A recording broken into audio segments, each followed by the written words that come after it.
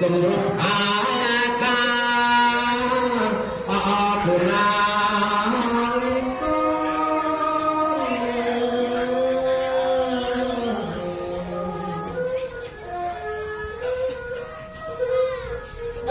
សក្តិមានទេកូនណាច់បង្លាជប់អព្រៀង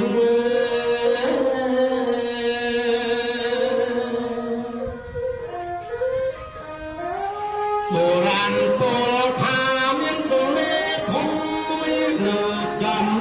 ពីមុខអពុណា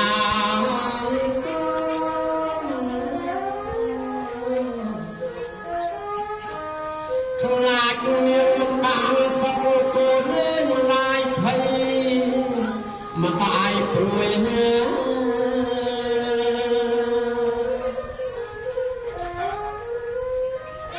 ជុំញ៉ៃពេលកាពេលលោកអពុតអពុណា